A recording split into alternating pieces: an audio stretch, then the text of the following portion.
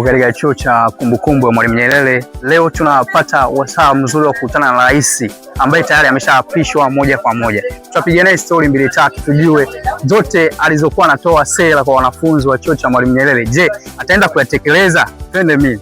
Ngozi vipi? Safi, habari? Salama, kwema. Kwema kabisa. Tupo na makamu wa rais pia naye atajitambulisha kwa jina lake.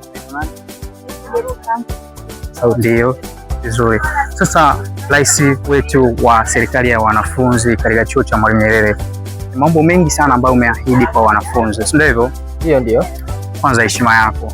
Nashukuru sana ndugu. Umependeza. Asante sana. Bana, sisi tunataka tutujue wanafunzi wa mwaka wa 3. Je, ambao yote uliyoyaahidi katika kampeni zako utayatekeleza? Nashukuru sana ndugu mwandishi wa habari, kwanza kwa kupata nafasi ya kuonana na wewe tena leo.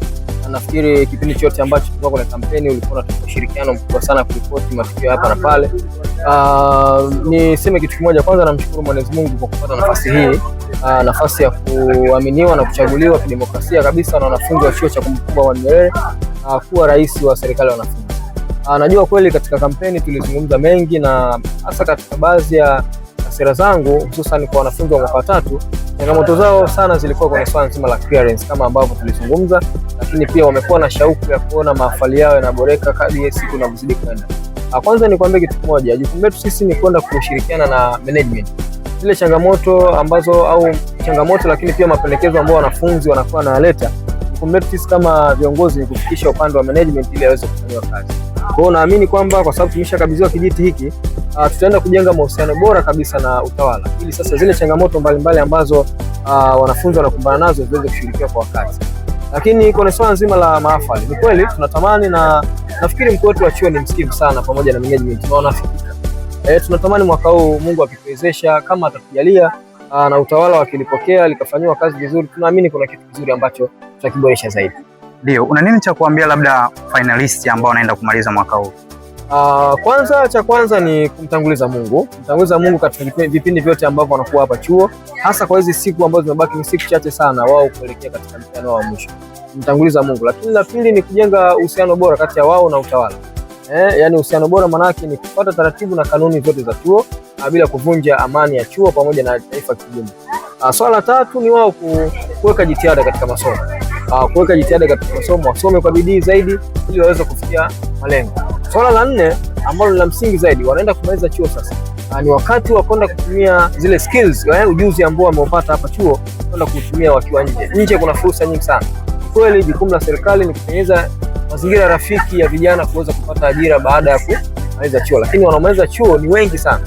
Sisi kama vijana ni kwamba tuna jukumu la kutumia ujuzi mbalimbali kwenda kuingia katika swala nzima la ujasiriamali, lakini kutafuta fursa ambazo unaweza kupata katika taasisi binafsi. Kuna nafasi nyingi, nenda ka apply kule, Mwenyezi Mungu akiwajalia basi wakalitumikia taifa hatua moja au nyingine. Lakini sera ya taifa hasa swala nzima katika swala la kilimo, tunasema build the better future. Maana yake ni kwamba tukienda kutengeneza mifumo mizuri kabisa katika investment ya kilimo, na uwezo kwamba kuhakikisha kwamba vijana wanaingia kwenye kilimo na serikali inawezesha kupitia ile BRT na kuhakikisha kwamba kila mwanafunzi au muhitimu anapata nafasi ya kuwa sehemu ya kuingia kwenye kilimo na kuleta impact kwa taifa. Ndio, nashukuru sana. Bwana, chuo cha Mwalimu Nyerere kinasifika kuwa na demokrasia ambayo ni safi na ya haki. Nipo na rais wa chuo cha Mwalimu Nyerere. Je, tuambie labda vision yako katika maisha yako ukiwa katika chuo cha Mwalimu Nyerere. Vision yako ni ipi? Nashukuru sana. Kwanza vision yangu, mimi siwezi kutoka nje ya vision ya chuo au mission ya chuo. Kwanza tuhakikishe kwanza vijana wanapata knowledge. Lakini zile knowledge wanaenda kuzitumia kama expert baadaye. Hakikisha kwamba wanaenda kutumikia taifa na knowledge ambayo wanaipata hapa chuo kwenda kuwa expert wazuri katika sekta mbalimbali. Tunaamini kwamba vision kubwa ni kutamani kuona wanafunzi wengi knowledge ambayo wanaipata wanaenda kuitumia vizuri katika kuhakikisha kwamba taifa linaendelea kiuchumi, taifa linaendelea kisiasa. Kama unavyojua chuo chetu ni chuo cha kiongozi.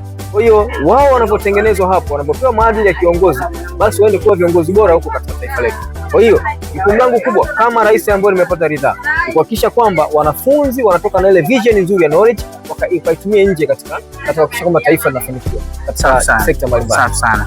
Bwana, najua bado ndoto yako haujatimia. Hajaishi kwamba wewe ni rais wa chuo cha Mwalimu Nyerere upande wa wanafunzi. Najua mbeleni pia una ndoto zaidi. Unaweza ukatuambia kwa ajili ya watazamaji? Ndugu mwandishi wa habari, swali lako ni zuri sana. Ndoto yangu kubwa mimi ni kulitumikia taifa katika uzalendo. Safi sana.